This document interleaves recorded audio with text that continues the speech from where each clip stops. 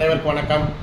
நான் அருப்புக்கோட்டை அண்ணாமலையார் ஜோதிட நிலையத்திலிருந்து உங்கள் ஆஸ்தான ஜோதிடர் ரத்னா ஜெய்சங்கர் பேசுகிறேன்.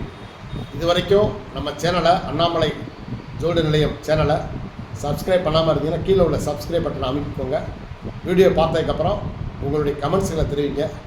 அதுக்கப்புறம் லைக்ஸ் தவறாமல் போட்டுருங்க, சரிங்களா?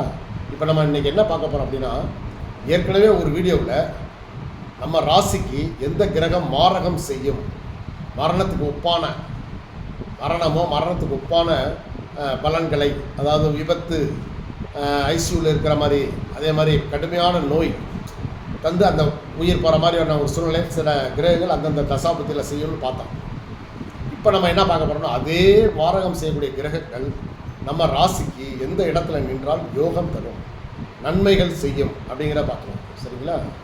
இப்போ மேசத்திற்கு 3ஆம் இடத்தில் உள்ள புதன் நன்மை செய்வார். மிதனத்தில் இருக்கக்கூடிய புதன் மேசராசிக்காரங்களுக்கு நன்மை செய்வார்.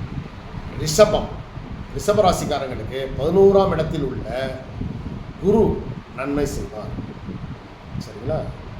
சரி, மிதுன ராசிக்காரர்களுக்கு 11ஆம் இடத்தில் உள்ள செவ்வாய் நன்மைகள் செய்வார், யோகம் தருவார். கடகராசிக்காரர்களுக்கு 4ஆம் இடத்தில் இருக்கக்கூடிய துலாமில் இருக்கக்கூடிய சனி பகவான் நன்மை செய்வார். அதே போல் கடகராசிக்காரர்களுக்கு 8ஆம் இடத்தில் உள்ள சனி பகவான் யோகத்தை செய்வார், சரிங்களா? நன்மை செய்வார். சிம்ம ராசிக்காரங்களுக்கு 10ஆம் இடத்தில் உள்ள சுக்கிரன் நன்மைகள் செய்வார். அதாவது சிம்ம ராசிக்காரர்களுக்கு ரிஷபத்தில் சுக்கிரன் இருந்தால் நன்மை.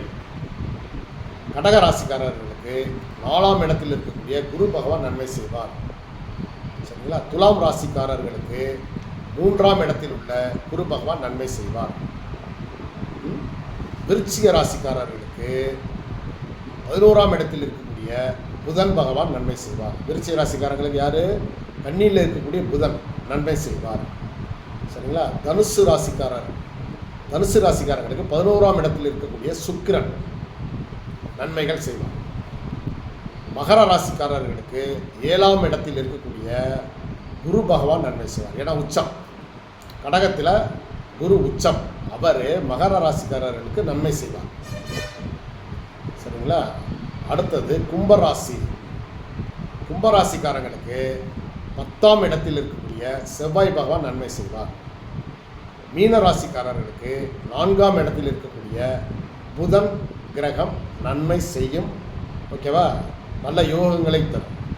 அப்போ உங்கள் ஜாதகத்தை எடுத்து பாருங்கள். இப்போ நான் சொன்ன நீங்கள் எந்த ராசியோ அந்த ராசியில் நான் சொன்ன கிரகம் நின்றால் உங்களுக்கு அந்த கிரகம் மாரகம் செய்யாமல் நன்மைகளை தரும், யோகத்தை தரும். வாழ்க வளமுடன். நம்ம சேனலை தவறாமல் சப்ஸ்கிரைப் பண்ணுங்கள். நன்றி, வணக்கம்.